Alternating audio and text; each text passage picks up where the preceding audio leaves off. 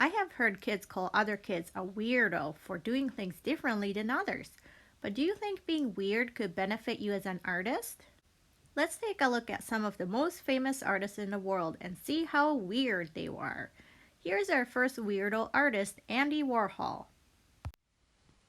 At the end of every month, I would seal a box and add a date to it to create time capsules. The boxes had really strange things in them, such as a mummified foot, a birthday cake, and a 17th century German book on wrestling. Total weirdo and a super famous pop artist.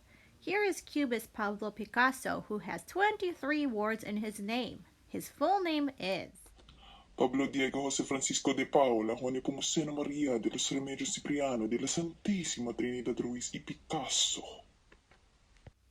As a baby, his first word was the Spanish word for pencil. Weird. Here is Renaissance artist Leonardo da Vinci, who painted the Mona Lisa. I was a vegetarian and loved animals so much that I would buy caged animals and set them free. Super nice, but so weird. Here's another Renaissance artist, Michelangelo, who sculpted the statue of David. I never bathed and rarely changed my clothes. When I finally took my clothes off, they had to be peeled off of me because I was so dirty. So weird and kinda gross, but we know that he was an amazing artist. Here is Japanese artist Hokusai, who painted the Great Wave. I made up over 30 different names for myself, including the Japanese word for crazy old artist.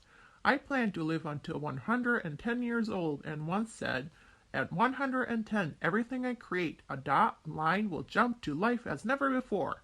I lived to 88 and created over 30,000 artworks. What a weird and great artist. Surrealist Salvador Dali might just be the king of weirdos. When I was a kid, I found a bat covered in ants. I picked up the bat and bit into it and even liked doing so.